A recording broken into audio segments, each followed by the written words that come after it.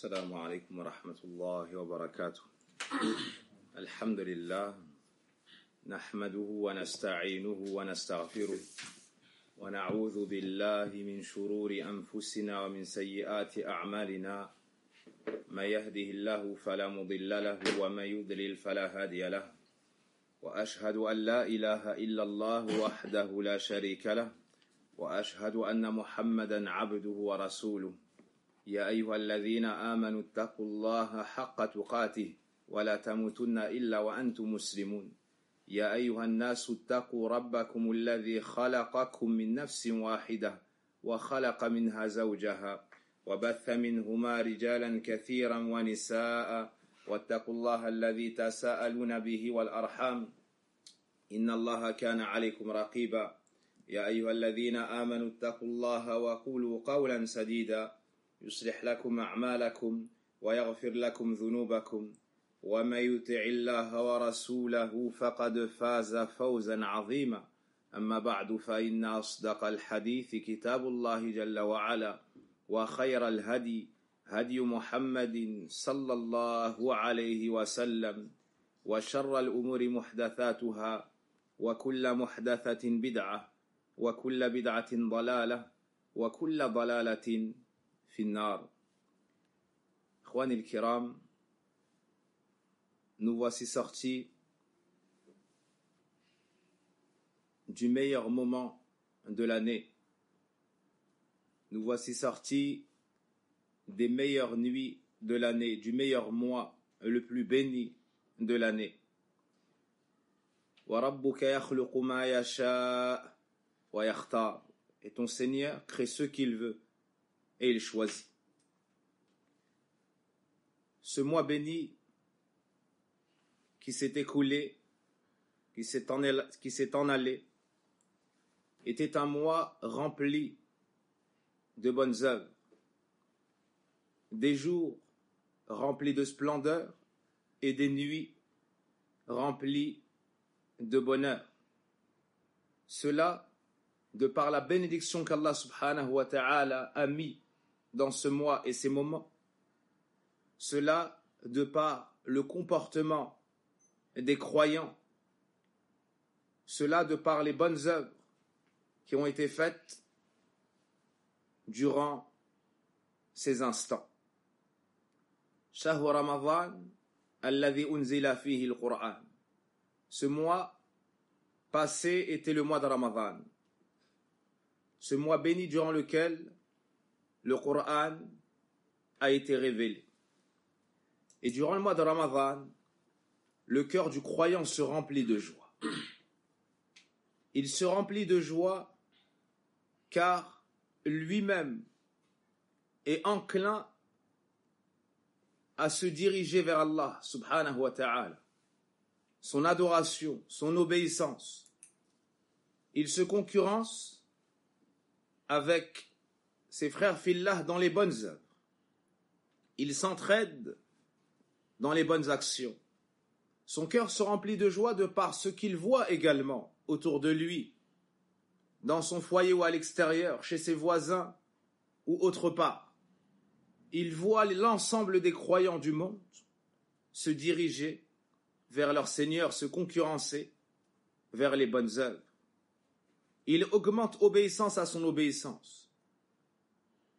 Il ajoute rapidité à sa rapidité à répondre aux ordres d'Allah subhanahu wa ta'ala et de son messager. Il se réjouit de par la multitude des portes de bien qu'il voit ouvertes et la multitude de croyants qui y entrent. Et lui le premier. Son cœur se remplit de joie pour tout cela. Mais il nous faut nous rappeler une chose extrêmement importante. Il nous faut nous rappeler une chose extrêmement importante à la fin du mois de Ramadan. Qui est que si le mois de Ramadan, lui, s'est terminé, si le mois de Ramadan, lui, s'en est allé, l'adoration d'Allah subhanahu wa ta'ala, le premier et le dernier, le Seigneur des mondes, notre Créateur et pourvoyeur, cette adoration-là ne s'arrête qu'avec la mort du croyant. Cette adoration-là ne s'interrompt qu'avec la mort du croyant. Car certes, le croyant n'adore pas le mois de Ramadan, mais il adore le Seigneur du mois de Ramadan. Et le Seigneur du mois de Ramadan, c'est également le Seigneur du mois de Shawwal, le mois dans lequel nous sommes désormais. Ainsi, il se doit d'observer la constance et la droiture. La constance et la droiture. Son œuvre ne s'interrompt que lorsqu'on lui retire son âme.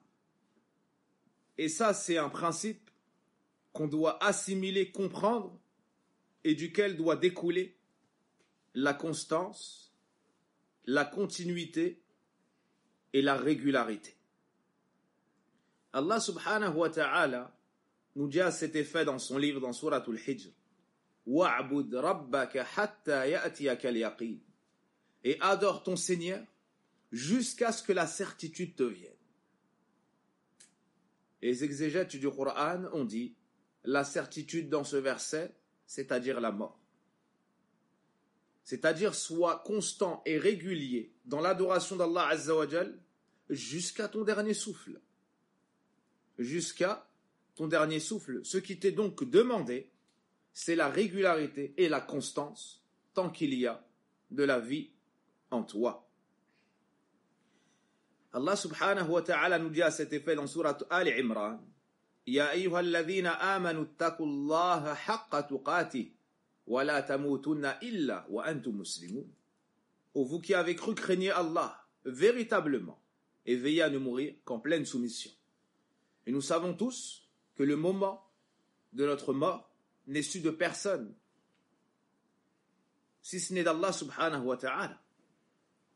Si ce n'est d'Allah subhanahu wa ta'ala, le Seigneur des mondes, celui qui nous a créés et celui qui nous connaît, qui sait quand nous allons naître, qui sait ce que nous allons faire durant notre vie et qui sait à quel moment nous décéderons, où et dans quelles conditions.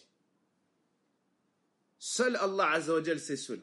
Quant à nous, on ne sait pas quand est-ce qu'on mourra. Donc, on doit se tenir prêt à tout instant, en étant sur le chemin d'Allah subhanahu wa ta'ala. وَأَنَّ هَذَا صِرَاطِي مُسْتَقِيمًا فَاتَّبِعُوهُ.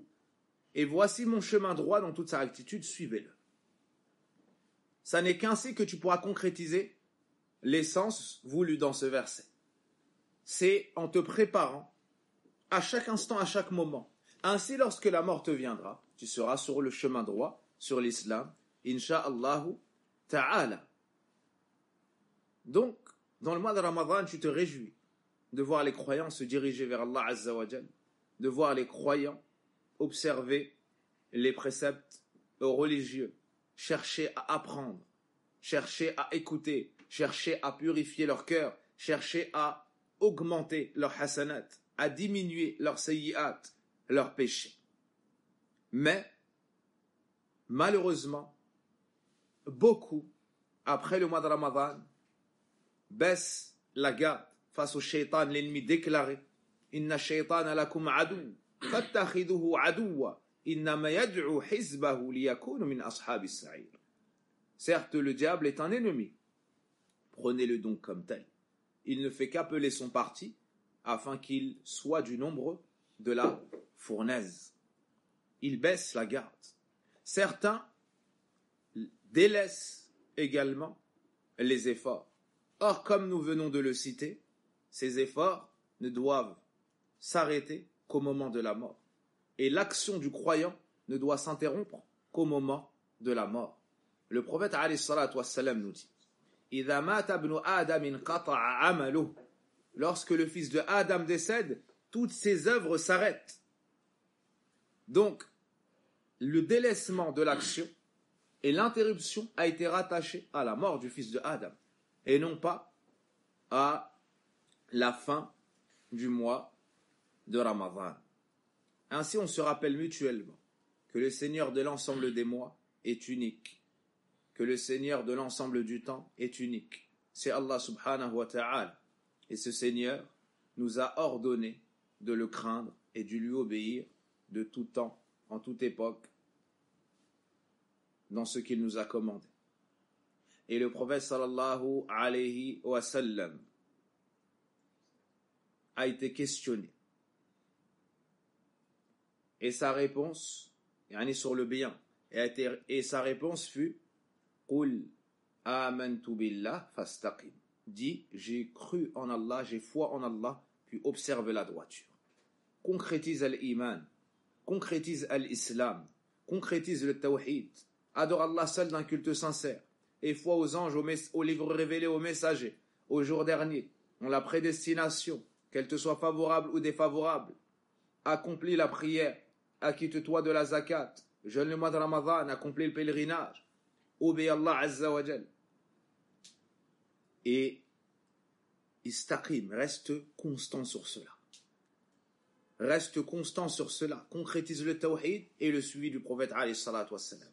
Reste constant sur le chemin d'Allah et de son messager sallallahu alayhi wa sallam. Et si tu le fais, reçois la bonne nouvelle d'Allah Azza wa Jal dans son livre, qui te dit Inna alladhina qalu rabbuna Allah thumma istaqamu fala khawfun alayhim wa lahum yahzanun. Ceux qui ont dit notre Seigneur et Allah, puis ont observé la droiture, nulle peur les saisira, nulle tristesse ne les touchera. Allah nous dit également Inna alladhina qalu rabbuna Allah thumma istaqamu tatanazzalu alayhimul malaikatu alla takhafu wa la tahzanu wa abshiru bil jannati allati kuntum tu'adun nahnu awliya'ukum fil hayati ad-dunya wa fil akhirah wa lakum fiha ma tashtahi anfusukum wa lakum fiha ma tad'un nuzulan min ghafurir rahim. Ceux qui ont dit dans Surat Fussilat, ceux qui ont dit notre Seigneur est Allah, puis ont observé la droiture,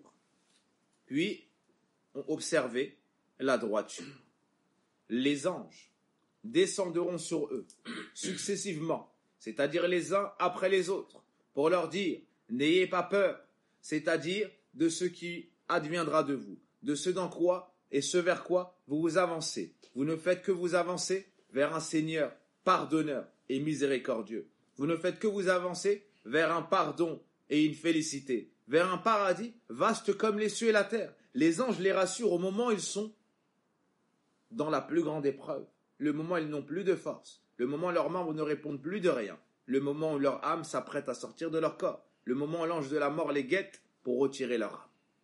À ce moment-là, ils n'ont qu'Allah subhanahu wa ta'ala qui leur envoie les anges, les serviteurs du tout miséricordieux, pour les apaiser et pour les rassurer. N'ayez pas peur de ce qui va arriver, advenir de vous. Et ne soyez pas tristes pour ce que vous laissez derrière vous, femmes, enfants, proches, amis, et ainsi de suite. C'est Allah Azza wa Jal qui en sera le garant. C'est Allah qui va les préserver, tout comme de votre vivant. C'est Allah qui va leur donner leur subsistance, tout comme de votre vivant. C'est Allah qui les préservera, tout comme de votre vivant. On rassure le croyant. On rassure le croyant. Allah takhafu wa la tahzanu. Puis on leur annonce la plus grande des nouvelles. Wa abshiru bil jannati allati kuntum tu'adun. Et recevez la bonne nouvelle du paradis qui vous était promis. Nahnu awliya'ukum fil hayati dunya. Nous sommes vos alliés dans ce bas monde et dans l'au-delà. Les croyants sont tous les alliés les uns des autres, même si l'espèce diffère. Même si l'espèce diffère, les anges sont les alliés des croyants parmi les enfants de Adam. Et ils invoquent en faveur du fils de Adam et de la fille de Hawa. Ils demandent le pardon pour eux, comme dans Surat Ghafir. Et ils font dua pour eux, comme dans beaucoup de hadiths. Nahnu awliya'ukum fil hayati dunya wa fil akhirah. Et dans l'au-delà. Walakum fiha ma tashtahi anfusukum. Vous aurez tout ce que vous souhaitez. Walakum fiha ma tad'un. Nuzulan min ghafurir rahim. Ça, c'est la bonne nouvelle. Faite au moment où le croyant décède. Celui qui était sur le tawhid, celui qui était sur la droiture, celui qui était sur la constance. Voici la bonne nouvelle. Et cela nous appelle à étudier ce qu'est l'istiqama, à étudier les causes qui nous amènent à l'istiqama, à la droiture, à la régularité, à la constance. Cela nous amène à nous questionner sur ce qui doit être préservé et ce dans quoi on doit être constant. Et cela passe par l'étude de la science. Cela passe par la connaissance. Cela passe par la recherche et le questionnement. En sortant du mois de Ramadan, des actions se sont interrompues. Le jeûne du mois de Ramadan, Salatul Tarawih en groupe, la sadaqa dans le mois de Ramadan. Quant à l'adoration d'Allah Azza wa Jal, elle, comme on l'a dit et on le répète, elle ne s'arrête et ne s'interrompt qu'à la mort du fils de Adam. Allah Azza wa Jal veut de toi l'adoration. Parfois de manière absolue. Tu fais du dhikr, subhanallah, walhamdulillah, wa la ilaha illallah, wallahu akbar. Tu fais des nawafil, des prières, tu fais des sadaqat. Et parfois de manière spécifique, à des moments précis, dans des endroits précis, comme la prière en groupe. Comme la prière en groupe. Comme le jeûne de Ayyamul Bid, le 13, le 14 et le 15 de chaque mois. Comme le jeûne du lundi et du jeudi. Naam. Et ainsi de suite. Il y a des adorations qui sont rattachées à des moments, à des mois, comme le jeûne du mois de Muharram, comme le jeûne de la plupart du mois de Sha'ban. Il y a des adorations qui sont laissées de manière absolue ainsi. Tu peux redoubler d'efforts et te rapprocher davantage d'Allah subhanahu wa ta'ala. Ainsi, le jeûne du mois de Ramadan s'est arrêté. Mais le jeûne, de manière générale et spécifique, reste légiféré et recommandé. Le prophète sallallahu alayhi wa sallam nous dit Thalathun min kulli shahr. 3 jours de chaque mois. 3 jours de chaque mois. Le 13, le 14 et le 15, c'est-à-dire Ayyamul Bid. Naam, le prophète alayhi salatu wa sallam encourageait à jeûner 3 jours par mois. Et plus spécifiquement et particulièrement, Ayyamul Bid, les jours de pleine lune, le 13e jour, le 14e jour et le 15e jour. Il nous dit Thalathun min kulli shahr. 3 jours de chaque mois. Wa Ramadanu ila Ramadan. Et de Ramadan à Ramadan. Fahadha siyamud dahr. Ceci sera compté comme le jeûne continu. Celui qui jeûne Ramadan et qui rajoute 3 jours par mois, on lui donnera la récompense comme s'il avait toujours jeûné. Rapporté par l'imam Muslim. Aussi Abu Hurayrata radiyallahu anhu nous dit Awsani Khalili bi thalath. Mon bien-aimé, et plus encore, m'a recommandé 3 choses. Et parmi ces 3 choses, Siyamu thalathati ayyam min kulli shahr. Le jeûne de 3 jours, et cela chaque mois. Il y a également le jeûne du lundi et du jeudi, particulièrement. Aïcha radiallahu anha nous dit que le prophète alayhi salatu wassalam a été questionné au sujet du jeûne du lundi et du jeudi. Et il a dit, ce sont les jours durant lesquels les actions sont présentées au tout miséricordieux et j'aime à ce qu'on me présente, à ce qu'on présente mes actions en état de jeûne. Et il a dit, concernant le lundi, Dhaka yawmun wulidtu fihi. Voici un jour dans lequel je suis né. Quoi qu'il en soit, on nous encourage à jeûner le lundi et le jeudi. On t'encourage également le jeûne du mois de Muharram. Le jeûne du mois de Muharram autant que possible. On t'encourage aussi à jeûner la plupart du mois de Sha'ban. Ainsi, tu vois clairement que si le mois de Ramadan est parti, l'adoration que tu faisais durant le mois de Ramadan, as-siyam, elle n'est pas terminée. Dans les adorations, il y a des piliers, des obligations. Le jeûne du mois de Ramadan en fait partie. Mais il y a également des actes recommandés et très considérés. Et parmi ceux-là, le jeûne des autres jours de l'année. Une remarque que tu dois prendre en considération est que quand tu souhaites jeûner un jour non obligatoire, ne jeûne pas seul le vendredi. Si tu veux jeûner le vendredi, il te faudra jeûner avec le jeudi ou le samedi. Car l'épouse du prophète alayhi salatu wassalam a jeûné le vendredi. Il lui a dit Asumti yawman qabla. Est-ce que tu as jeûné la veille Elle lui a dit non. Il lui a dit, est-ce que tu vas jeûner demain? Elle a dit non. Il lui a dit, aftiri idhan, alors romps ton jeûne. Les savants ont tiré de cela que celui qui souhaitait jeûner le vendredi, ça lui était seul détestable. C'est détestable de jeûner le vendredi tout seul.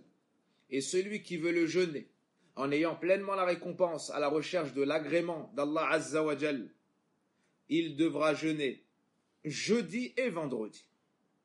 Et s'il est vendredi et qu'il n'a pas jeûné le jeudi, il devra ajouter avec le vendredi le samedi. Et s'il ne souhaite pas jeûner le samedi, alors qu'il rompt son jeûne, si ça n'est pas un jeûne obligatoire. Si ça n'est pas un jeûne obligatoire. Voici pour la nafila du siyam. Voici pour l'acte méritoire et recommandé concernant le jeûne. Et certes, si salatul tarawih, les nuits de Ramadan sont terminées, naam, les prières de nuit durant l'année, elles, ne sont pas terminées. Elles ne s'interrompent pas. Et le prophète, alayhi salatu wassalam, priait, que ce soit les nuits de Ramadan, que ce soit en dehors du mois de Ramadan. Allah Azza wa Jal a encouragé cela dans le Coran et a fait les éloges de ceux qui se lèvent durant la nuit dans le Coran pour adorer Allah Azza wa Jal avec crainte et espoir. Il nous dit subhanahu wa ta'ala dans son livre, Amman huwa qanitun ana al-layli sajidan wa qa'ima yahdharu al-akhirata wa yarju rahmata rabbih qul hal yastawi alladhina ya'lamuna walladhina la ya'lamun innama yatadhakkaru ulul albab. Allah Azza wa Jal fait les éloges dans Surat Az-Zumar de serviteurs pieux à lui qui se lèvent la nuit, qui se tiennent debout, qui se prosternent. Ils redoutent l'au-delà. Ils espèrent la miséricorde de leur Seigneur. Allah fait les éloges ici de ceux qui se lèvent la nuit, de par la science qu'ils ont. Qu'est-ce qui les a poussés à cette action? C'est la connaissance qu'ils ont. C'est pour cela qu'à la fin on nous dit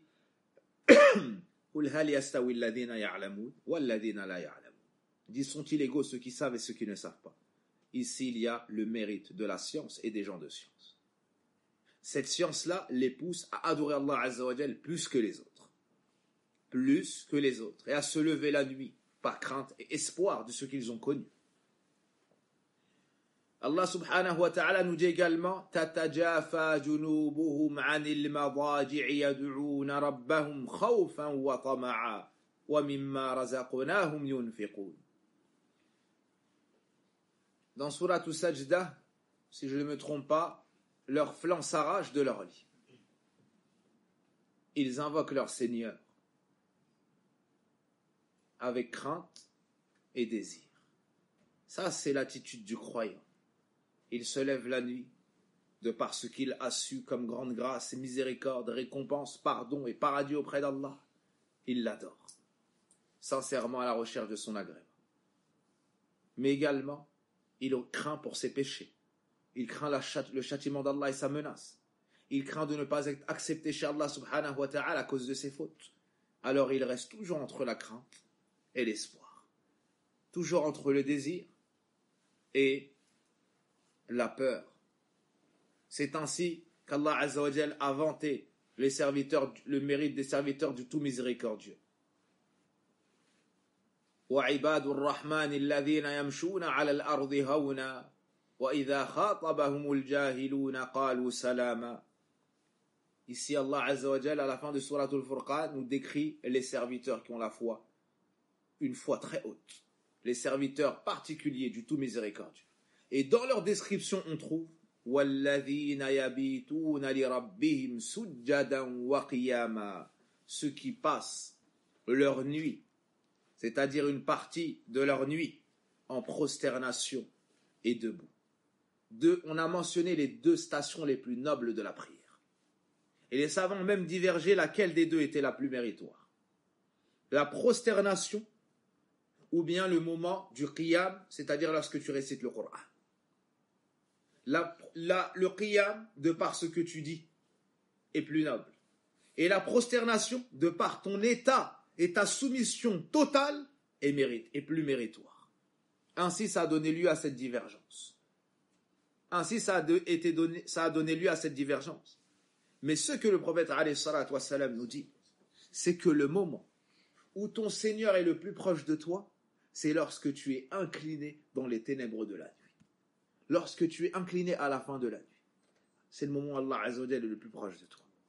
Et le prophète alayhi salatu wassalam te dit également que le moment où toi tu es le plus proche d'Allah, c'est lorsque tu es prosterné. Voici 2 hadiths. Le moment où toi tu es le plus proche d'Allah, c'est quand tu es en prosternation. Et le moment où ton Seigneur est le plus proche de toi, c'est à la fin de la nuit. Si je me souviens bien, en prosternation à la fin de la nuit. Allahu Akbar.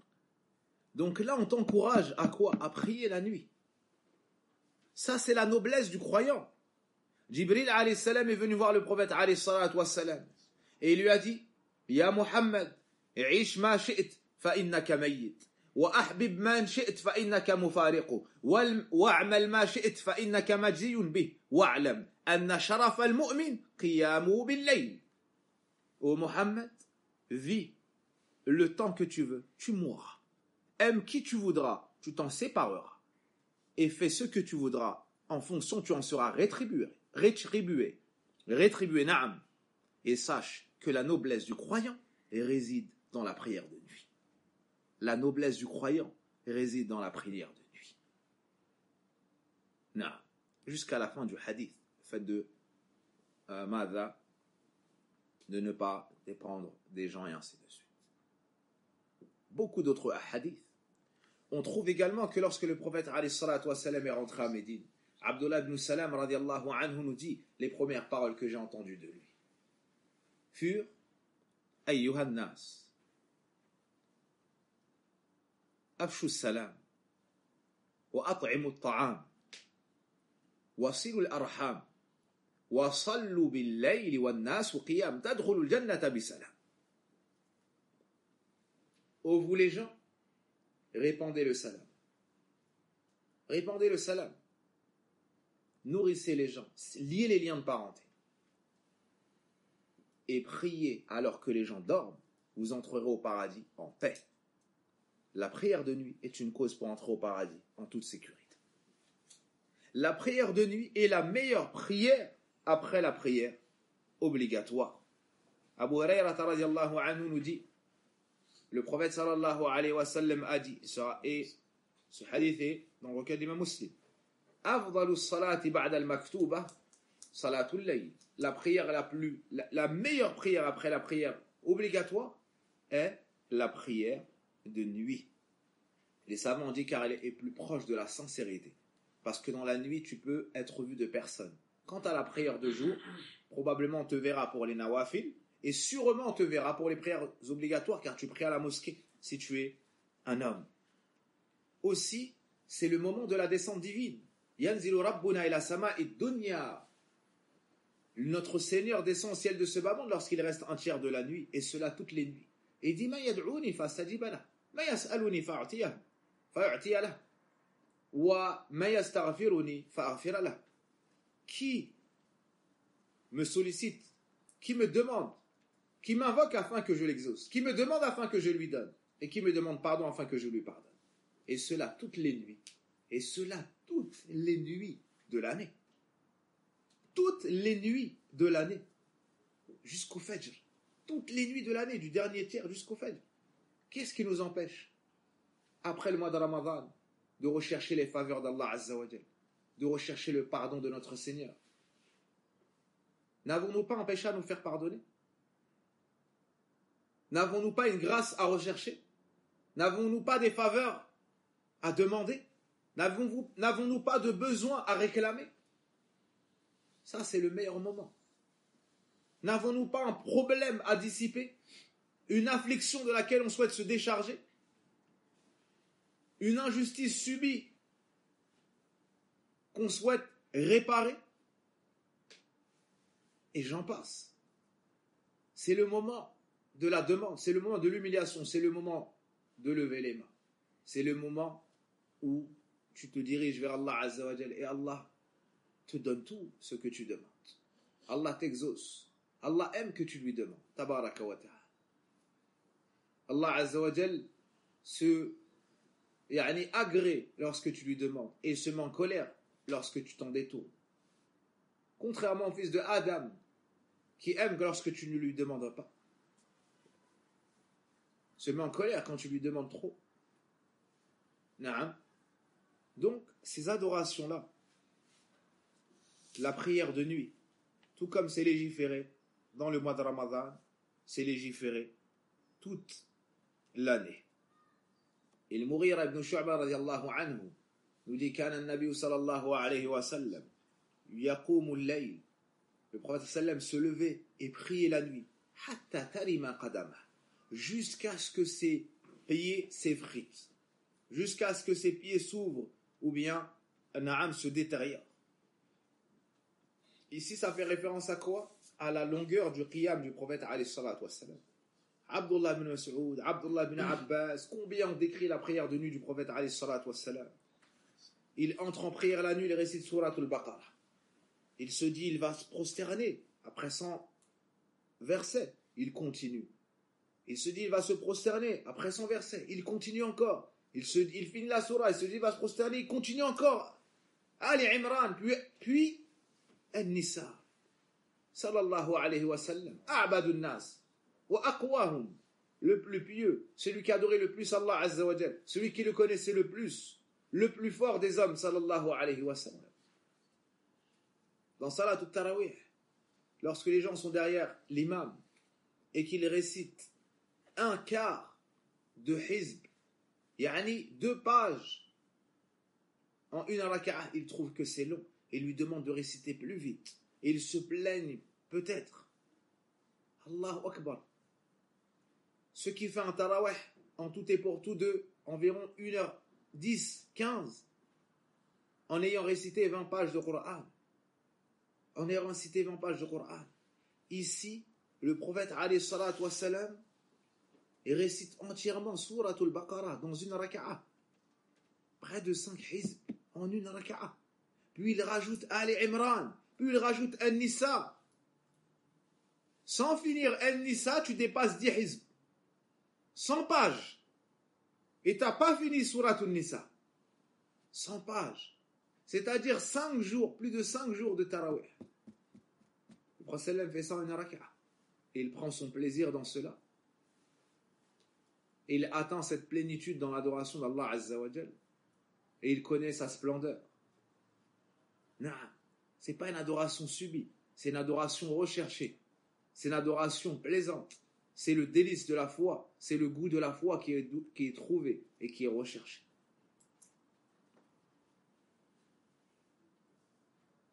On a parlé du jeûne, on a parlé de la prière de nuit. Voyez-vous, les commerçants, après les soldes, font leur compte.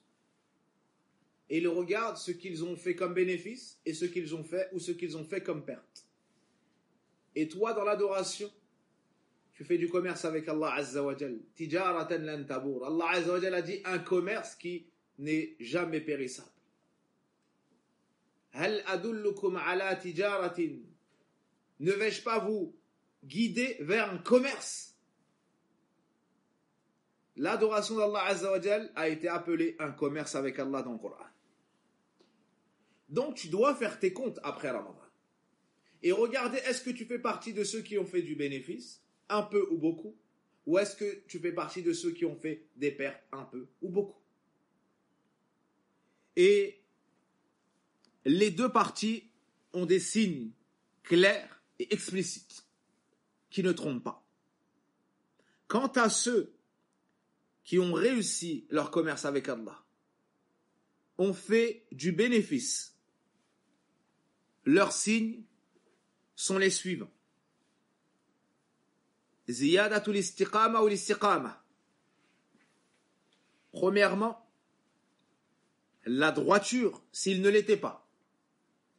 Et l'augmentation de la droiture s'il l'était déjà. Deuxièmement, azamatur raghbati fi ta'atillah.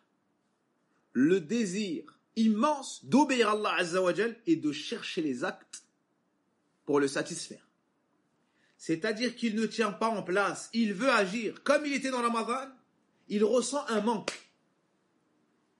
il demande qu'est-ce que je peux faire pour garder ce niveau, ce délice auquel j'ai goûté, ce goût que j'ai pu palper, que j'ai pu atteindre, duquel j'ai pu me délecter.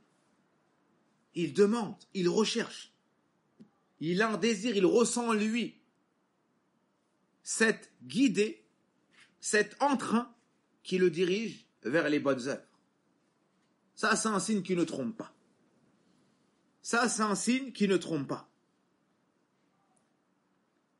Ajoutez à cela un troisième point. C'est la répulsion face au péché. C'est le dégoût du péché. Tout comme il a un désir ardent d'aller vers l'obéissance d'Allah Azza wa Jal, il est récalcitrant face au péché. Un dégoût, il le ressent comme le goût sur sa langue. Comme il ressent le goût sur sa langue.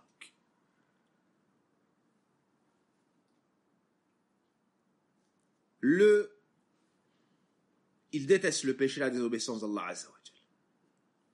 Parmi les signes, le manque ressenti et l'espoir d'atteindre un autre moment de grand commerce avec Allah Azza wa Jal. Il sort de Ramadan, il pense au Hajj. Il sort du Hajj, il pense à Ashura. Il est dans le Hajj, il pense à le mois de Hajj, et là il pense au jeûne de Arafah. Il sort du Hajj, il pense au jeûne de Ashura. Il fait que attendre des moments opportuns où il y a de grandes récompenses et un grand commerce avec Allah subhanahu wa ta'ala. Voyez-vous ces signes? Il couronne le tout avec la joie d'avoir adoré Allah Azza wa Jal, le repentir pour ne pas avoir fait comme il se devait, et troisièmement, la peur qu'Allah n'accepte pas de lui. Trois choses, retenez-les. Al-farah, la joie d'avoir pu atteindre ce mois, compléter ce mois, d'avoir adoré Allah Azza wa Jal dans ce mois. À cet effet, Allah nous dit dans le Coran, قُلْ بِفَضْلِ اللَّهِ وَبِرَحْمَتِهِ فَبِذَلِكَ فَلْيَفْرَحُوا وَخَيْرٌ مِّمَّا يَجْمَعُونَ. Dit, par la grâce d'Allah et sa miséricorde, c'est-à-dire de par le Coran et par l'Islam, de cela qu'ils se réjouissent. Te réjouir de tes bonnes œuvres ne va pas à l'encontre de la sincérité. Tu te réjouis parce qu'Allah t'a aidé, t'a assisté, t'a réussi à faire l'action, t'es content. Tu ressens cette joie dans ton cœur. T'as jeûné, t'as prié, t'as fait des sadaqat, t'as fait du bien, t'as délaissé le mal, t'es content. Parce que tu as été un serviteur d'Allah Azza wa Jal réellement, véritablement, tu te réjouis de ça. Parce que t'as réussi à faire ce qu'Allah a voulu de toi. Parce que Allah t'a choisi toi et pas l'autre. Tu te réjouis de ça. Ton cœur bouge dans tous les sens dans ta poitrine. Tu te réjouis, tu es content. Le mois de Ramadan est passé et j'ai jeûné. Et j'ai prié. Et j'ai adoré Allah Azza wa Jal. Allah m'a aidé, m'a assisté. Tout cela grâce à Allah Azza wa Jal. Tu te réjouis. De cela qu'ils se réjouissent, Allah nous dit dans le Coran. C'est bien meilleur que ce qu'ils peuvent amasser, c'est-à-dire comme richesse mondaine. La deuxième chose, c'est qu'après avoir fait tes comptes, tu verras que chaque jour et chaque nuit, tu as eu des imperfections et des lacunes. Tu as commis des fautes. Alors tu demandes pardon à Allah Azza wa Jal. Tu fais beaucoup d'istighfar, beaucoup de tawbah. Comme il a été légiféré pour la fin de beaucoup d'œuvres. À la fin de la prière, tu dis 3 fois astaghfirullah, astaghfirullah, astaghfirullah. Au Hajj, beaucoup d'istighfar, de tawbah, et ainsi de suite. Et le roi Salem a fini sa noble vie remplie d'adoration avec Rabbi ghfir warham wa alhiquni fil rafiqil a'la. Le roi Salem a fini sa noble vie avec l'istighfar. Rempli de hasanat pourtant. Éloigné de tout péché pourtant. Et la troisième chose, c'est la peur qu'Allah n'accepte pas de toi. Parce qu'Allah dit dans le Coran, innama yataqabbalu Allahu minal muttaqin. Certes, Allah n'accepte que des gens pieux. C'est-à-dire des gens qui ont été pieux au moment de l'œuvre, qui ont été sincères envers Allah et en conformité avec la sunna du prophète alayhi salatu wassalam. C'est pour ça que certains parmi les pieux prédécesseurs, comme Fadala et autres, disaient de savoir qu'Allah accepte de moi le poids d'une petite fourmi de bonne œuvre, mais préférable à ce bas monde et tout ce qu'il a en faire. Allahu Akbar. Et d'autres disaient, si j'avais su qu'Allah avait accepté de moi, ne serait-ce qu'une prosternation, j'aurais espéré la mort. Car Allah dit, il n'accepte que des gens pieux. Allah nous dit dans le Coran, ceux qui dépensent de ce qu'ils dépensent, alors que leurs cœurs sont pleins d'effroi à l'idée de retourner vers leur Seigneur. Aïcha radiallahu anha dit, ya Rasulallah, ce sont les gens qui pêchent, ce sont les gens qui volent, boivent de l'alcool, commettent la fornication et tel péché. Il lui a dit, la yabnat as-siddiq. Il lui a dit, non, ô toi la fille du très véridique. Mais ce sont plutôt les gens qui prient, qui jeûnent, qui font des aumônes, mais ils ont peur qu'Allah n'accepte pas d'eux. Allahu Akbar. La description de la peur du verset a laissé entendre à Aïcha radiallahu anha, cette femme savante, qu'il s'agissait de pécheurs, quand elle a vu leur peur dans le verset. Rasim lui a dit non, c'est la peur des gens pieux ici. C'est la peur des gens pieux qui ont fait des bonnes œuvres, qui ont parfait leurs bonnes œuvres, mais ils connaissent Allah. Alors ils ont peur. Ils connaissent de la perfection d'Allah. Alors ils ont peur. Ils savent la perfection qu'Allah mérite, du moins. Alors ils ont peur qu'Allah n'accepte pas de leurs œuvres. Parce qu'ils connaissent leurs péchés, ils connaissent leurs lacunes, ils connaissent leurs imperfections. Ils ont peur qu'Allah rejette leurs bonnes œuvres de par leurs péchés passés. Ils ont peur d'être rattrapés aussi par le livre.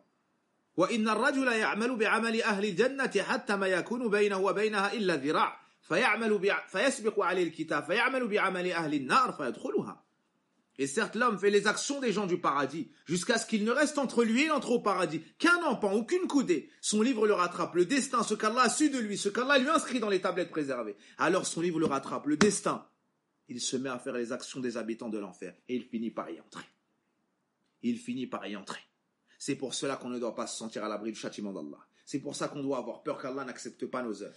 On doit se rappeler de nos péchés passés. On doit se demander, est-ce qu'on s'est repenti de nos péchés? Comment est-ce qu'on a jeûné? Qu'est-ce qu'on a fait dans ce mois? Et qu'est-ce qu'on a fait avant?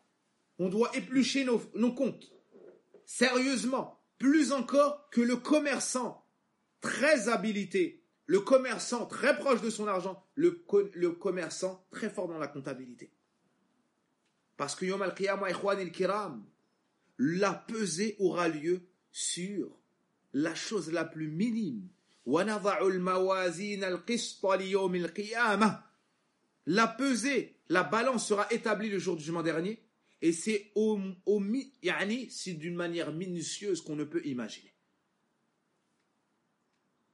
On nous dit dans le Coran, même si c'est le poids d'une petite fourmi, on va la ramener. Le poids d'une petite fourmi de péché, tu vas le voir sur la balance. Allahu Akbar. Allahu Akbar. C'est quoi le remède? Là, entre la crainte et l'espoir, agis avec ce qui découle de ça. Rajoute des bonnes œuvres et peur qu'on n'accepte pas de toi. Parfait la sincérité, le suivi du messager sallallahu alayhi wa sallam et demande pardon à Allah azza wa jal pour les imperfections. Que ce cœur ne cesse d'être rempli de ces deux choses-là. La crainte et l'espoir. Al-Hasan al-Basri rahimahullah ta'ala disait, les meilleurs d'entre nous, les pieux prédécesseurs, unissaient entre ces deux choses-là. L'excellence dans l'œuvre et la peur qu'Allah n'accepte pas d'eux. L'excellence dans l'œuvre et la peur qu'Allah azza wa jal n'accepte pas d'eux. Innama yataqabbalu Allahu min al-muttaqin, car Allah n'accepte que des gens pieux. Et chacun a accusé sa personne. Ibn Mulayka rahimahullah ta'ala disait, j'ai rencontré une 60aine de compagnons du prophète alayhi salatu wassalam. Tous redoutaient pour leur propre personne l'hypocrisie. Allahu Akbar. Ils ont vu le prophète alayhi salatu wassalam. Ils l'ont accompagné. Ils l'ont salué et reçu de lui les invocations. Allahu Akbar.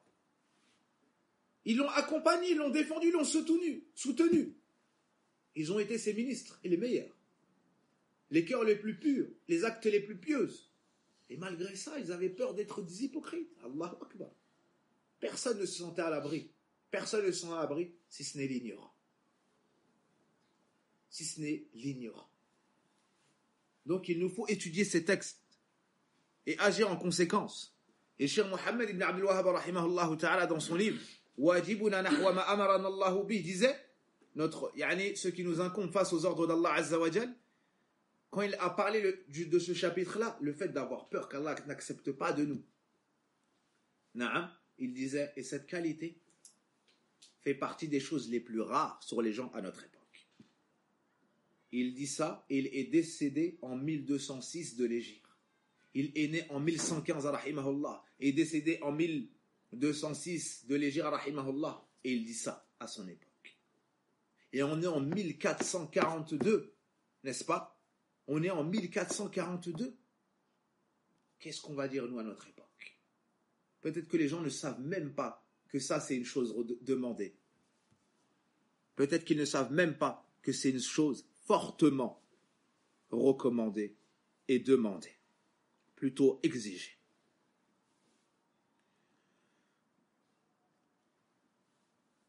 Donc voici les signes que tu fais partie de ceux qui ont fait du bénéfice, de ceux qui ont réussi leur jeûne.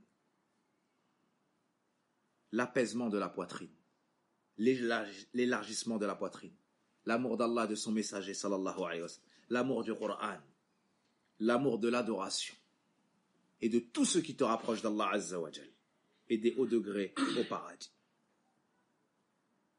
Parlons maintenant de ceux qui ont échoué et essuyé une grande perte.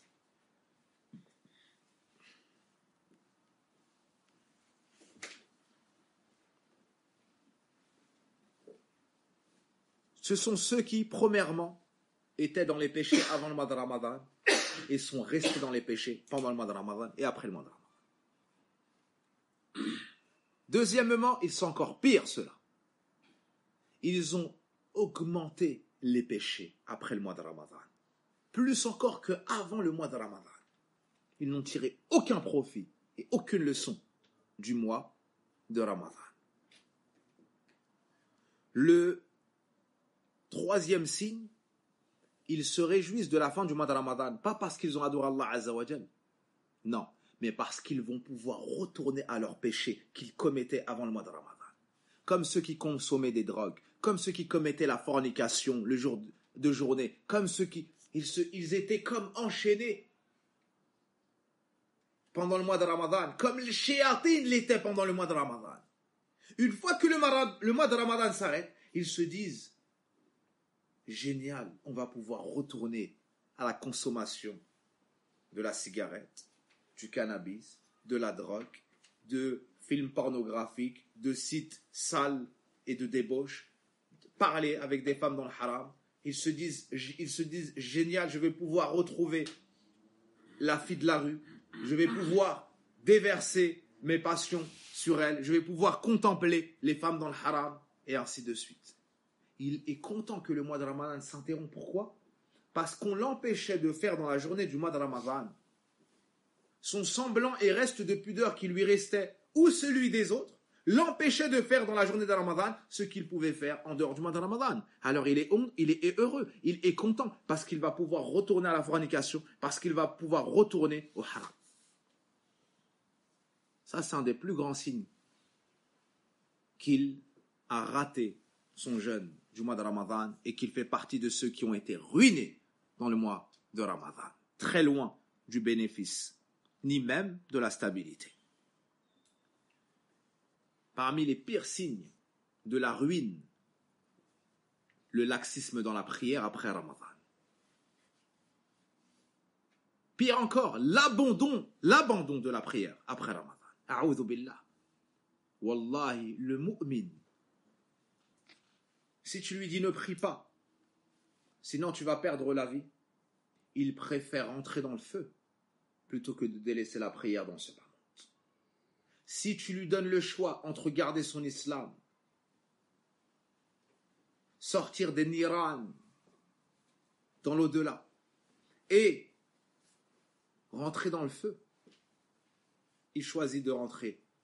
Yani, si tu lui donnes le choix entre perdre son islam et l'allié qui est Allah Azza wa Jal, soit ça, soit il rentre dans le feu et choisit le feu.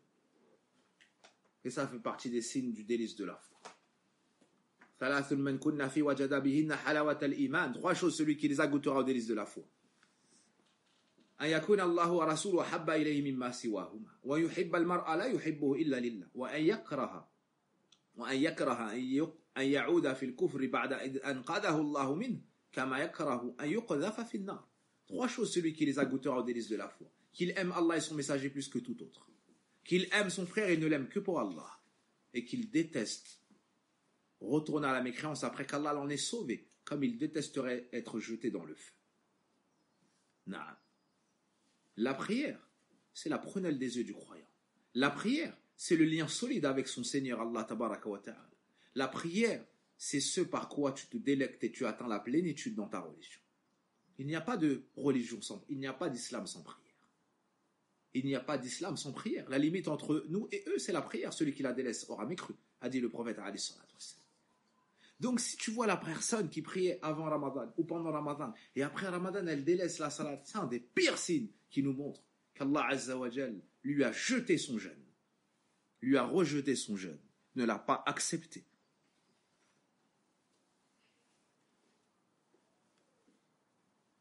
Un des pires signes, le fait de s'éloigner de l'écoute du Coran et le fait de ne pas aimer le rappel par le Coran. Pendant Ramadan, tu pouvais lui faire le rappel, tu pouvais l'orienter. Après Ramadan, il ne veut pas que tu lui parles de din. Après Ramadan, son oreille, elle n'est concentrée que sur la musique. Son oreille, elle n'est concentrée que sur la médisance, sur le colportage, sur le haram. Par contre, si tu lui dis, crains Allah, corrige-toi dans ça. Crains Allah, fais ceci. Crains Allah, délaisse cela. Il n'aime pas. Son oreille n'est plus enclin à l'écoute du rappel. Ça, c'est un des pires signes qui montre qu'il a échoué et il n'a pas obtenu le bénéfice du mois de Ramadan. Les mauvaises fréquentations, le retour aux mauvaises fréquentations, aux mauvaises assises, c'est un signe que son jeûne n'a pas été accepté. C'est un signe qu'il a été ruiné dans le mois de Ramadan. C'est un signe qu'il n'a pas fait de bénéfice. Le fait de ne pas se réformer et de ne pas chercher à se réformer, de ne pas penser à se réformer après Ramadan est un des signes qu'il a perdu, qu'il a été ruiné. Il a fait un trou abyssal dans sa poche, dans son compte. Il a raté Ramadan. Puisse Allah subhanahu wa ta'ala nous en préserver. Et un hadith suffit pour résumer tout cela.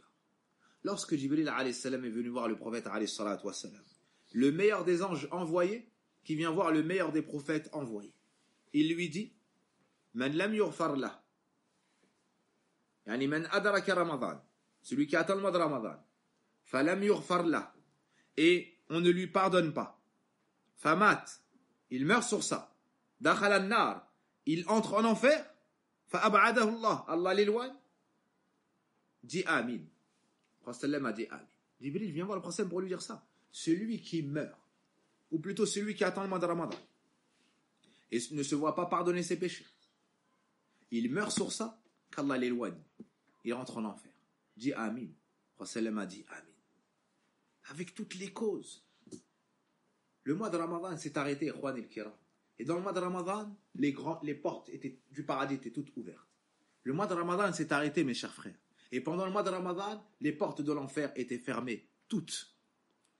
Le mois de Ramadan est parti, c'est terminé. Et mes très chers frères, et pendant le mois de Ramadan, les démons étaient enchaînés.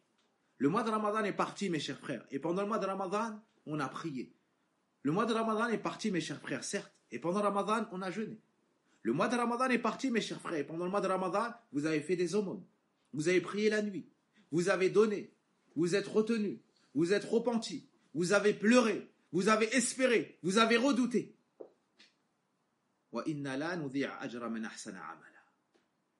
Et recevez la bonne nouvelle qu'Allah Azza wa Jal nous dit, on ne perdra aucune récompense de ceux qui ont bien agi. Tout ce que tu as fait pendant le mois de Ramadan, espère la récompense chez Allah Azza wa Jal. Espère la récompense chez Allah subhanahu wa ta'ala. Et réforme-toi pour l'après-Ramadan. Qui seras-tu donc après le mois de Ramadan? Celui qui a obtenu le bénéfice, celui qui a réussi, celui qui s'est réformé, celui qui a changé, celui qui a évolué, celui qui s'est corrigé. ou alors celui qui a été ruiné, celui qui a perdu, celui qui a été déchu, celui qui a péri. On demande à Allah Azza wa Jal de nous joindre au nombre de ceux qui ont réussi et au nombre de ceux dont le prophète a dit Man sama ramadana imanan wa ihtisaban ghufira lahu ma taqaddama min dhanbi wa man qama ramadana imanan wa ihtisaban ghufira lahu ma taqaddama min dhanbi wa man qama laylatal qadra imanan wa ihtisaban ghufira lahu ma taqaddama min dhanbi. On demande à Allah de nous joindre dans ces trois promesses. Celui qui s'est levé les nuits de Ramadan avec foi et espoir se verra pardonner l'ensemble de ses péchés passés. Celui qui s'est levé la nuit de Laylatul Qadr avec foi et espoir se verra pardonner ses péchés passés. Et celui qui a jeûné le mois de Ramadan avec foi et espoir se verra pardonner ses péchés passés.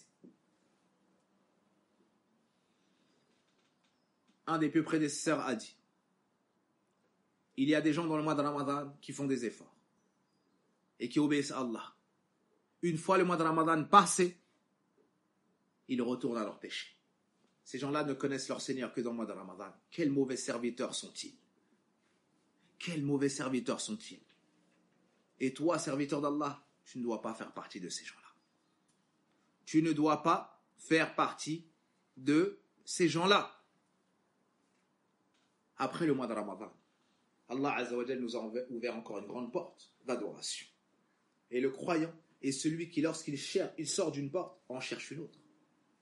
Le prophète sallallahu alayhi wa sallam nous dit, comme dans le hadith de Abi Ayyub al-Ansari, radiyallahu anhu, Man sama Ramadan thumma atba'u sittan min Shawwal, kana ka siyam ad-dahr. Le prophète sallam nous dit, comme c'est rapporté par l'imam Muslim, celui qui jeûne le mois de Ramadan, puis fait suivre cela de 6 jours de Shawwal, aura la récompense comme s'il avait jeûné toute l'année. Les savants expliquent, car quand tu jeûnes un jour, on te donne 10 fois son équivalent. 30 jours, ça te fait 300, ça te fait 10 mois. Il en reste 2. En jeûnant 6 jours, ça te fait 60 jours. Ça fait 2 mois, ça fait 12 mois, ça fait 1 an. Et si tu fais ça tous les ans, ça te fera toute ta vie. Allahu Akbar. Voici la grande récompense que nous annonce ici le prophète alayhi salatu wassalam. Et dès le lendemain du Eid, tu peux commencer le jeûne des 6 jours de Shawwal. Retenez cela, appliquez-le sur vos personnes, encouragez vos familles, encouragez vos proches et propagez cela, afin d'avoir votre récompense et la récompense de tous ceux qui appliqueront cela. Le prophète alayhi salatu wassalam nous dit, celui qui montre une bonne voie à autrui aura la récompense, et la récompense de tous ceux qui le suivront dans cela. Allahu Akbar. Si toi tu fais ça, et tu orientes un frère, tu auras ta récompense et les siennes. Et si tu orientes 10 frères, tes récompenses et les récompenses des 10 autres. Et si ces 10 frères-là en orientent encore 10, les 10 autres et les 10 autres. Wahalumma. Ainsi de suite. Et le jeûne de ces 6 jours renferme de grandes sagesse, comme la récompense d'un jeûne d'une année. Et si tu fais ça tous les ans, d'un jeûne continu toute ta vie, aussi ça vient pallier aux imperfections que tu as eues dans le jeûne de Ramadan, et ça vient aussi à la place de nafila après la prière obligatoire. Naam. Quatrièmement, c'est aussi shukran lillah, c'est une reconnaissance envers Allah Azza wa Jalla, un remerciement de t'avoir permis de jeûner Ramadan. Tu le remercies en ajoutant, parce que parmi les effets et les signes, j'ai oublié ça, parmi les effets et les signes de l'acceptation de l'adoration, c'est l'adoration après. Parmi la récompense et les effets et les signes de l'acceptation de l'adoration, c'est qu'Allah te facilite une autre adoration après l'adoration. Un des signes que tu as réussi Ramadan, c'est de jeûner les 6 jours de Shawwal. Un des signes que tu as été agréé chez Allah Azza wa Jalla dans Ramadan, c'est d'adorer Allah Azza wa Jalla après le mois de Ramadan.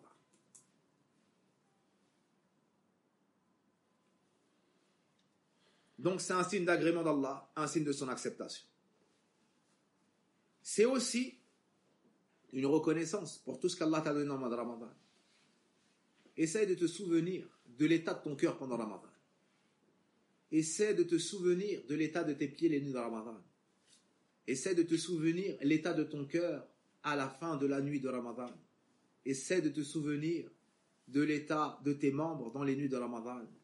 Prosterné, incliné, debout. Rappelle-toi ta langue, les du'as que tu faisais pendant Ramadan. Tout cela, c'est que grâce à Allah Azza wa Jal. C'est pas parce que tu es plus fort qu'un autre. C'est pas parce que tu es plus intelligent qu'un autre. C'est pas parce que tu assistes au cours d'un tel ou d'un tel. Non, mais c'est un bien qu'Allah a voulu pour toi. Sois donc reconnaissant. Fadlan min Allah wa ni'ma. C'est une grâce de la part d'Allah et un bienfait. Allah t'a éduqué dans le mois de Ramadan. Il t'a fait voir de ta personne que tu pouvais te surpasser. Il t'a fait voir de ta personne que tu pouvais te retenir de faire les péchés. Il t'a fait voir de ta personne que tu pouvais veiller, que tu pouvais jeûner, que tu pouvais donner en aumône ce que tu ne pensais même pas un jour pouvoir donner. Certains n'avaient jamais donné plus de 1 euro en aumône. Ils ont donné 1000 euros. Certains n'avaient jamais donné plus de 100 euros en aumône. Ils ont donné 2000 euros. Certains et certains. Naam.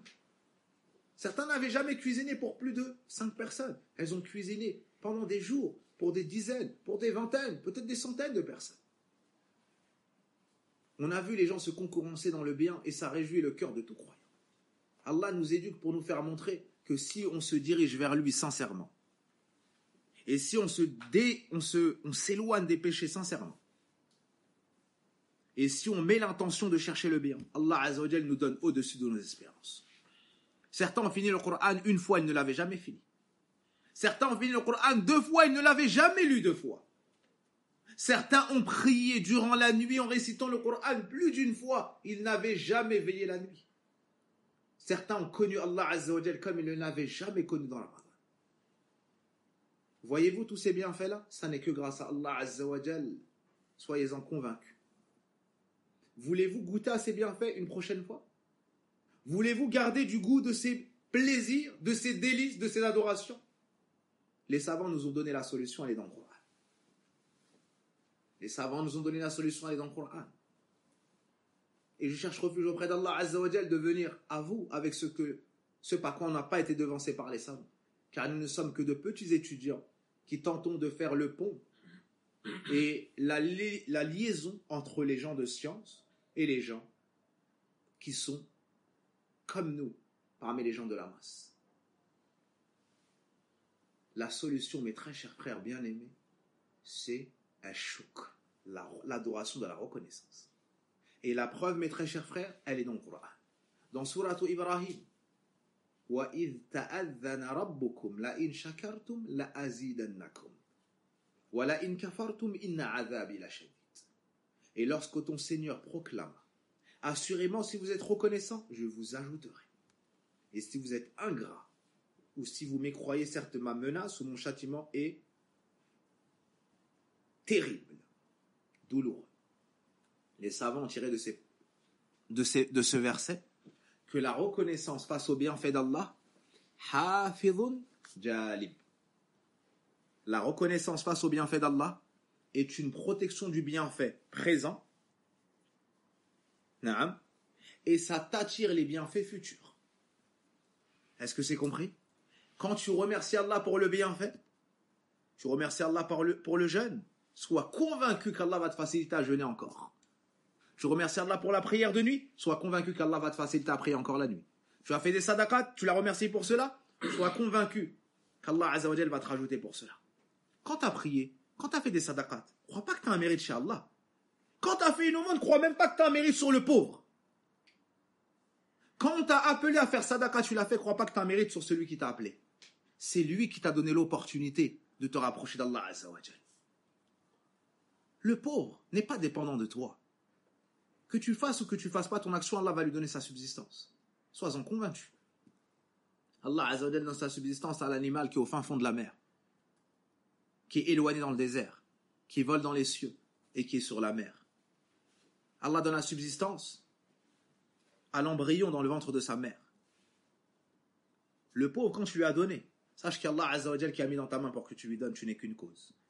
Mais Allah a voulu t'honorer en faisant en sorte que tu sois la main qui donne et pas la main qui reçoit. Remercie Allah pour cela, il va t'enrichir encore plus, préserver les bienfaits que tu as et il va te permettre de donner encore plus. Mais n'oublie pas que c'est grâce à Allah que tu as donné et ça n'est qu'un test, ce que tu as dans ta main. Pour voir comment est-ce que vous allez agir. Pour voir comment est-ce que vous allez agir. Sois donc reconnaissant vers Allah, il va te préserver tous tes bienfaits et il va t'en augmenter, il va t'en ajouter. Tu veux goûter aux délices de la foi que tu as goûté pendant Ramadan? Sois reconnaissant. Sois reconnaissant. Et ne t'attarde pas à compter trop tes hasanats. Comme Abdullah ibn Saoud ou bien Abdullah ibn Omar disait, comptez plutôt vos péchés, je vous garantis que rien ne se perdra de vos hasanat. Rien ne se perdra de vos hasanat. Al-shukr, c'est quoi? La reconnaissance, c'est pas le simple fait de dire alhamdulillah avec la langue. Ça en fait partie, certes, mais ça n'est pas le tout. Il faut d'abord avec ton cœur que tu reconnaisses que ce bienfait, c'est grâce à Allah que tu l'as eu et que tu l'as fait. Donc tu augmentes ton amour pour lui. Deuxièmement, tu loues Allah pour ce bienfait. Tu fais ses éloges, tu le remercies. Et troisièmement, tu utilises ses bienfaits à la recherche de son agrément. Il n'y a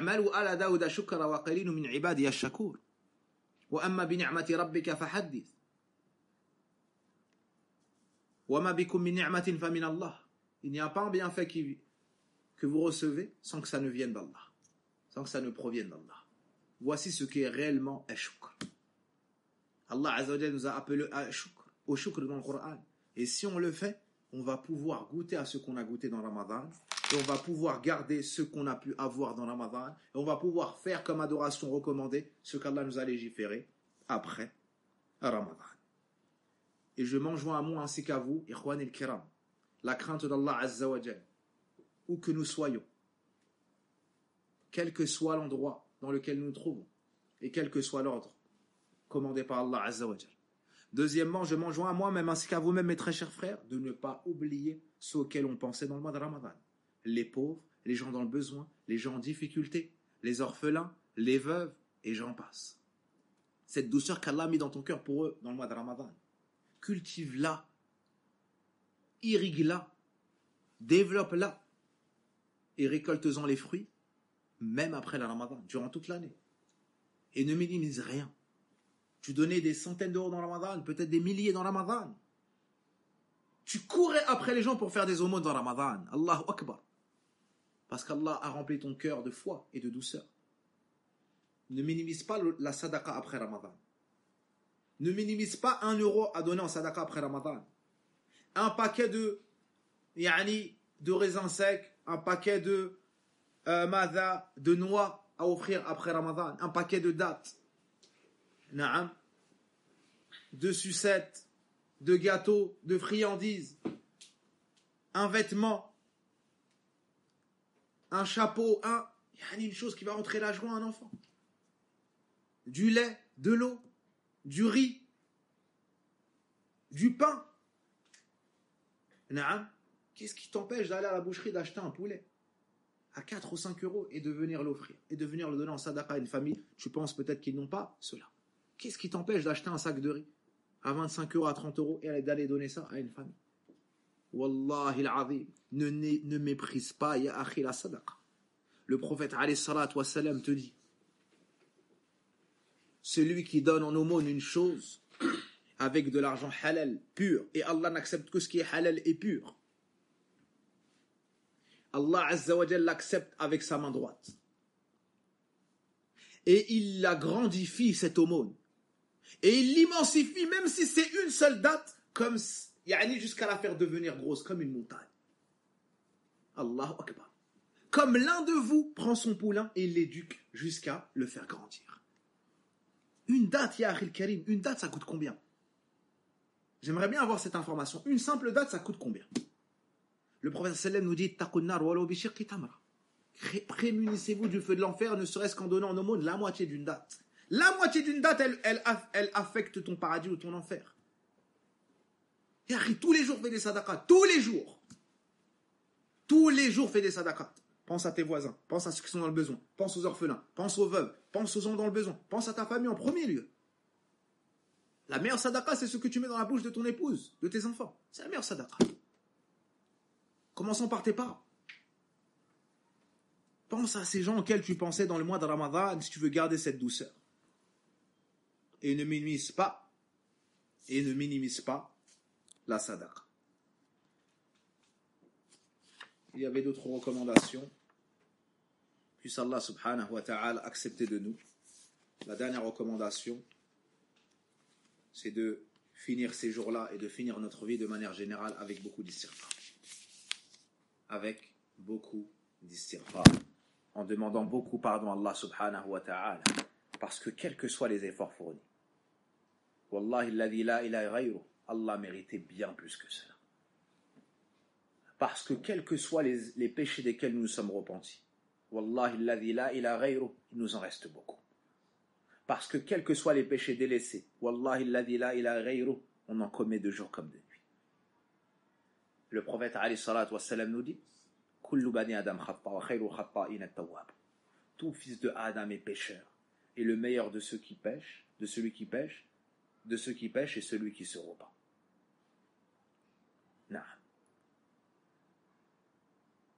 On doit demander pardon à Allah quotidiennement. On doit espérer le pardon d'Allah quotidiennement. Et si on fait cela, on n'a plus qu'à espérer le grand pardon d'Allah Azza wa Jal. Wa inni la ghaffar. Allah est le grand pardonneur. Le grand pardonneur. Wa huwa al-ghafur rahim. C'est le grand pardonneur, le très miséricordieux. Quel que soit le péché, ne désespère jamais de la miséricorde d'Allah. Et si avant Ramadan, tu étais dans des péchés gravissimes, tu en es sorti, reste sur la constance après Ramadan, ne retourne pas à tes péchés. Et les gens diront ce qu'ils voudront de toi. Ah, elle se prend pour un tel, ah, elle se prend pour une telle, alors qu'elle faisait ça, alors qu'elle... Oui, je faisais cela. Et j'étais un pécheur. Oui, je faisais cela. Et peut-être que la personne dira, je n'étais même pas musulmane. Et oui, je faisais cela. Et je ne priais même pas. Et oui, je faisais cela. Et je ne me voilais pas. Et oui, je faisais cela. Et j'allais dans le haram. Et je disais le haram. Et maintenant, c'est terminé. Mon Seigneur m'a guidé, m'a fait voir la vérité. Oui, je faisais cela. Et maintenant, j'ai goûté à la foi. Et je veux être un serviteur pieux d'Allah Azza wa Jalla. Qu'est-ce qui t'empêche de répondre cela? Ne te soucie pas de ce que les gens diront de toi. Soucie-toi de ce qu'Allah voit de toi et ce qu'Allah a vu dans ton cœur. Inna Allah yanzuru ila suwarikum, wala ila samikum, walakin yanzuru ila qulubikum wa a'malikum. Certes, Allah ne regarde pas vos apparences, ni vos corps, il regarde vos cœurs et vos actions. Pour parfaire tout ce que nous venons de dire ici, il faut arrêter les péchés. C'est la seule épine qu'il y a dans notre gorge qui nous empêche d'avancer. C'est pour cela que le prochain cours sera, Inch'Allah ta'ala, les causes du délaissement des péchés. Et ça sera annoncé, Inch'Allah ta'ala, sur le site La Voie Droite. Wallahu a'lam. Wa sallillahumma wa barik ala nabiyyina Muhammadin wa ala alihi wa sahbihi ajma'in. Subhanaka Allahumma wa bihamdik. Ashhadu an la ilaha illa ant. Astaghfiruka wa atubu ilayk. Allahumma taqabbal minna. Allahumma taqabbal minna. Allahumma taqabbal minna. اللهم إنا نسألك القبول يا شكور اللهم إنا نسألك القبول يا شكور اللهم اغفر لنا ذنوبنا وكفر عنا سيئاتنا وتوفنا مع الأبرار اللهم ربنا آتنا في الدنيا حسنة وفي الآخرة حسنة وقنا عذاب النار اللهم إنا نسألك الهدى والتقى والعفاف والغنى يا حي يا قيوم يا حي يا قيوم يا حي يا قيوم برحمتك نستغيث أصلح لنا شأننا كله ولا تكلنا إلى أنفسنا طرفة عين اللهم أعنا على ذكرك وشكرك وحسن عبادتك اللهم ظلمنا أنفسنا وإن لم تغفر لنا وترحمنا لنكونن من الخاسرين اللهم اغفر لنا ولوالدينا اللهم اغفر لنا ولوالدينا اللهم اغفر لنا ولوالدينا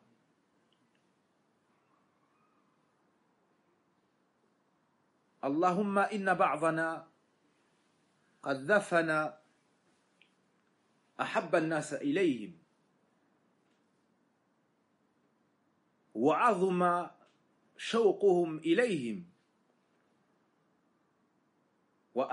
وتألم بمفارقتهم فاللهم اجبر كسرهم والتف بقلوبهم وارحم موتاهم وموتى المسلمين اللهم اغفر لنا ولوالدينا اللهم اغفر لأمهاتنا اللهم اغفر لأمهاتنا اللهم اغفر لأمهاتنا اللهم اشف مرضانا رضى المسلمين اللهم اشف مرضانا رضى المسلمين اللهم اشف مرضانا رضى المسلمين اللهم اصلح ذرياتنا لا يصلحها إلا أنت اللهم اصلح ذرياتنا لا يصلحها إلا أنت اللهم اهدهم اللهم أصلحهم اللهم أصلحهم واهدهم اللهم إنا نسألك الثبات اللهم إنا نسألك الثبات اللهم إنا نسألك الثبات اللهم آت نفوسنا تقواها وزكها أنت خير من زكاها أنت وليها ومولاها اللهم فرج عن إخواننا في فلسطين اللهم فرج عن إخواننا في فلسطين اللهم فرج عن إخواننا في فلسطين اللهم عامل الظلمة بما يستحقون يا عزيز يا قوي اللهم عامل الظلمة بما يستحقون يا قوي يا عزيز سبحانك اللهم وبحمدك أشهد أن لا إله إلا أنت أستغفرك وأتوب إليك والحمد لله رب العالمين